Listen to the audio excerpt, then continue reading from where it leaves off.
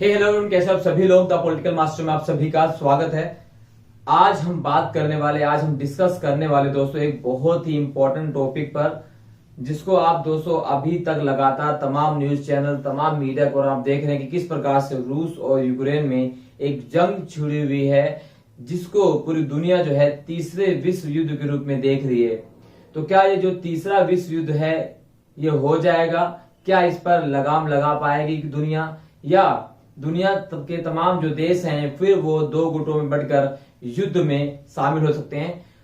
बात करते हैं दोस्तों आज इसी टॉपिक। तो प्लीज इस वीडियो को एंड तक देखिएगा। यदि आप हमारे चैनल पर नए हैं तो चैनल को जरूर सब्सक्राइब कर लीजिए और बेल आइकन को प्रेस कर लीजिएगा। शुरुआत करते हैं दोस्तों 1991। जी हाँ, शुरुआत करते हैं 1991 में, जब कोल्ड वर्ल्ड वार, जी हाँ कोल्ड वर्ल्ड वार जिसे हम लोग क्या कहते हैं, शीत युद्ध, जब शीत युद्ध 1991 में समाप्त हो जाता है और यूएसएसआर यानी यूनियन सोवियत सोशलिस्ट रिपब्लिक, जिसे सोवियत संघ के नाम से दोस्तों जाना जाता है, उसका विघटन हो जाता है। और 1991 में जब सोवियत संघ का विघटन होता है तो इससे पहले जो था सोवियत संघ जो है 15 गणराज्यों में मिलकर बटा हुआ था। बट जब 1991 में यूएसएसआर का विघटन होता है तो इन 15 गणराज्यों में 15 अलग अलग गणराज्य निकलते हैं, अलग अलग रिपब्लिक होते हैं। इनमें से एक जो सबसे बड़ा राष्ट्र होता है वो होता है रसिया, रूस, और इसी में से एक छोटा सा राष्ट्र होता है दोस्तों जिसका नाम यूक्रेन। यानी 15 गणराज्यों में से जो सबसे बड़ा, जब विघटन होता है तो 15 गणराज्यों में से जो सबसे बड़ा राज्य होता है यूक्रेन, माफ कीजिएगा रसिया, और उसी में से दोस्तों एक छोटा सा राष्ट्र होता है, उसको नाम है यूक्रेन।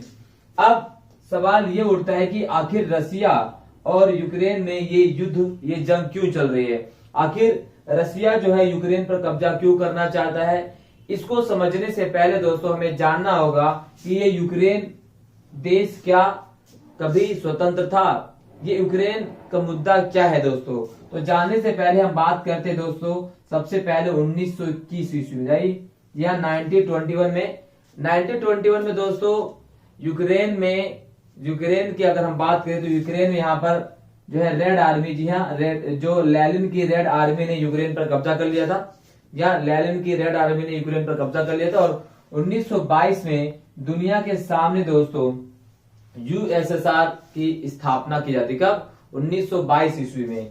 और जब यूएसएसआर बनता है दोस्तों, यूएसएसआर बनता है तो ये जो 1921 में रेड आर्मी ने इसे अपने पे मिला लिया था, वो भी यूएसएसआर का अंग हो जाता है। सवाल उठता है क्या जो यूक्रेन है जिसकी हम बात कर रहे हैं, रूस और यूक्रेन की, क्या यूक्रेन कभी स्वतंत्र था? तो हाँ दोस्तों, यूक्रेन स्वतंत्र था। ज्यादा दिनों तक तो नहीं, बट 2 से 3 साल तक के लिए दोस्तों पूरी तरह से स्वतंत्र था। 1918 में इसने अपने आप को स्वतंत्रता, यानी अपने आप को इसने स्वतंत्र किया था। किससे? इसने अपने आप को स्वतंत्र किया था रूसी एम्पायर यानी रूसी साम्राज्यवाद से इसने अपने आप को अलग किया था, क्योंकि 1917 में रूसी क्रांति होती है। और उसी के बाद 1918 से लेकर 21 तक जो है जो यूक्रेन था एक स्वतंत्र राष्ट्र था। बट 1921 में यहाँ पर रेड आर्मी के द्वारा, लेनिन के द्वारा इस पर कब्जा कर लिया जाता है। उसके बाद 1922 में यूएसएसआर की स्थापना होती है। उसके बाद से यूएसएसआर के जो 15 गणराज्य होते हैं, उन्हीं 15 गणराज्यों में से एक राष्ट्र बन जाता है यूक्रेन। अब जब 1991 में यूक्रेन जो है अलग हो जाता है, किससे? उससे, यूएसएसआर से। अब यूक्रेन के अंदर एक बात लगातार उठ खड़ी हुई थी कि अब हमें अपना राष्ट्र चाहिए, यानी हम अपने आप को एक बार फिर से स्वतंत्र रखना चाहते हैं। तो स्वतंत्रता की जो भावना थी दोस्तों, वो भावना लगातार कायम रही। और यूक्रेन जो है अन्य यूरोपीय राष्ट्रों की तरह जो है ईयू यानी यूरोपियन यूनियन का सदस्य बनना चाहता है। और जो कि 2004 में यूक्रेन को जो है यूरोपियन यूनियन के सदस्यता के लिए अप्लाई करने के लिए मौका मिला था। बट इसको लेकर जो है दोस्तों रूस बहुत ज्यादा दबाव डाल रहा है उनके अनुसार कि भाई यूक्रेन जो है वो क्या नहीं बनेगा, वो यूरोपियन यूनियन का सदस्य नहीं बनेगा। और साथ ही साथ एक और संगठन जिसको आप दोस्तों क्या समझते हैं, नाटो। क्या है? नॉर्थ अटलांटिक ट्रीटी ऑर्गेनाइजेशन, वही नाटो। यानी ये अमेरिका द्वारा स्थापित एक सैन्य संगठन है। और इसका मकसद होता है कि अगर नाटो के सदस्य पर किसी प्रकार कोई देश आक्रमण करता है तो नाटो के जो सभी सदस्य देश हैं वो सभी देश उस देश पर आक्रमण करेंगे जो देश नाटो के सदस्यों पर आक्रमण करेगा। तो यहां तक आप समझ चुके होंगे। अब हम बात करते हैं दोस्तों कि जो रूस है वो यूक्रेन पर कब्जा क्यों करना चाहता है, आखिर क्यों जो है रूस लगातार यूक्रेन पर कब्जा करने की कोशिश कर रहा है, वो आखिर कारण क्या है। एक छोटे से गैप के बाद दोस्तों मिलते हैं। तो दोस्तों अगर हम यूक्रेन की बात करें, यूक्रेन की अगर हम बात करें दोस्तों, तो ये जो यूक्रेन है ये अपने आप को जो है अन्य यूरोपीय राष्ट्रों की तरह ईयू यानी यूरोपियन यूनियन और नाटो के सदस्यता के लिए अप्लाई करना चाहता है, नाटो का सदस्य बनना चाहता है, जो रसिया के लिए, जो क्या दोस्तों रूस के लिए यानी रसिया के लिए सही नहीं है। कौन मानते हैं? रूस के जो राष्ट्रपति वर्तमान में व्लादिमीर पुतिन या रूस के तमाम लोग मानते हैं कि अगर नाटो का सदस्य यूक्रेन बन जाता है या यूरोपियन यूनियन का सदस्य जो यूक्रेन बन जाता है, तो इससे रूस की स्वतंत्रता पर बहुत ज्यादा बाधा हो सकती है या उसके सुरक्षा पर एक बहुत बड़ा सवालिया निशान हो सकता है। क्योंकि जो यूक्रेन है दोस्तों, ये यूक्रेन आप कह सकते हैं कि अगर हम इसे नक्शे में देखें, तो जो यूक्रेन है वो अधिकांशतः जो है ये यूरोप की गद्दी में यानी यूरोप की गोदी में बैठा हुआ है। इसकी अधिकांश सीमाएं जो है यूरोप से लगी हुई हैं। और अब अगर हम इस नाटो की अब ये जो रूस है, क्या इसका कहना क्या है कि भाई अगर ये यूक्रेन जो है वो नाटो का सदस्य या यूरोपियन यूनियन का सदस्य बन जाता है, तो इससे क्या होगा कि हमारे यहाँ पर सुरक्षा यानी सीमा सुरक्षा का सवाल है। क्योंकि अगर हम रसिया देखें तो रसिया के पास यहाँ पर जापान वो किसका सदस्य, नाटो का सदस्य है। तो इससे जापान के साथ साथ और भी देश जो हैं वो नाटो के सदस्य हैं। नाटो में वर्तमान देखें 30 से ज्यादा देश सदस्य हैं। अगर यूक्रेन भी नाटो का सदस्य बन जाता है तो ऐसे में जो है उसकी सुरक्षा पर एक बहुत बड़ा सवाल निशान हो सकता है या सुरक्षा खतरे में पड़ सकती है। इसको लेकर जो है रूस यूक्रेन को नाटो का सदस्य नहीं बनने देना चाहता, जबकि यूक्रेन कहता है कि भाई हम एक स्वतंत्र राष्ट्र है, हमें अपना फैसला लेने का अधिकार है, हम चाहे किसी भी देश के साथ संधि करें या संधि नहीं करें, ये हमारा अपना जातीय अपना पर्सनल मामला है, आप इसमें कोई दखलंदाजी नहीं दे सकते। क्योंकि हम 1991 में अलग अलग हो चुके, अब हम आपके तो संघ के सदस्य है नहीं।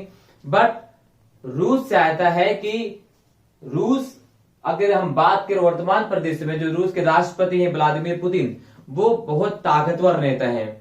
और रूस जो है वो साम्राज्यवादी क्रांति, अगर हम बात करें, जैसे सोवियत संघ के विघटन को सही नहीं मानते हैं। उनका कहना है कि सोवियत संघ का जो विघटन था वो बहुत बड़ा कह सकते हैं ऐतिहासिक भूल थी, और ऐतिहासिक कह सकते हैं कि एक प्रकार की चूक थी जो नाटो के सदस्य देशों के माध्यम या अमेरिका के द्वारा उनका ऐसा किया गया। बट रूस का कहना है कि वो तमाम जो राष्ट्र हैं जो पहले सोवियत संघ के सदस्य होते थे, अब उनको दोबारा से वो अपने में शामिल करे और फिर एक ऐसे साम्राज्यवाद या एक ऐसे शक्तिशाली देश के रूप में उभरे जिसकी दुनिया में दूती बोलती हो। यानी यहाँ पर एक प्रकार से फिर आप कह सकते हैं कि दो ध्रुव में दुनिया बंटने को हो रही, क्योंकि रूस ने जब यूक्रेन पर आक्रमण किया तो उसका साथ या उसकी बात को सही साबित किसने किया?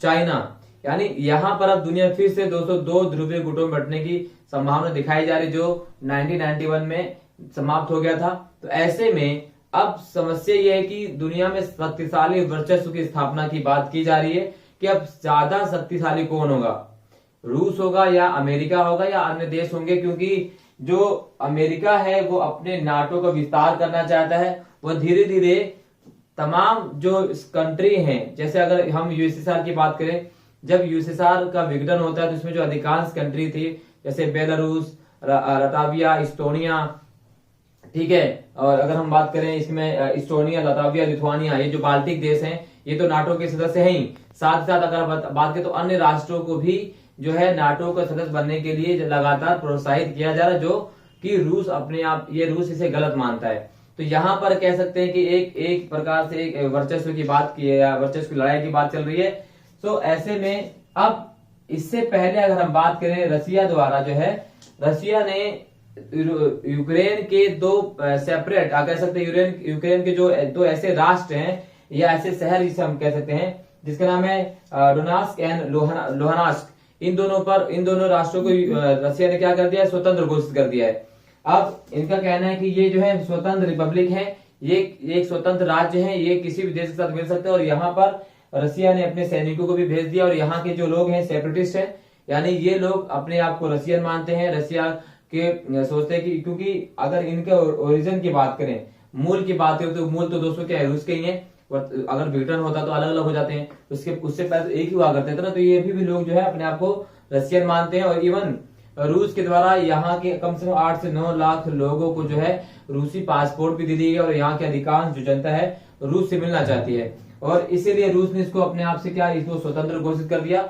इसके अलावा रूस जो है ना, यूक्रेन के जो तेल क्षेत्र हैं या प्राकृतिक गैस के भंडार, उस पर भी कब्जा करने की कोशिश करता। और ये सिर्फ रूस नहीं कर रहा है, ये प्राकृतिक गैस पर कब्जा करने की बात नाटो के अंदर भी है।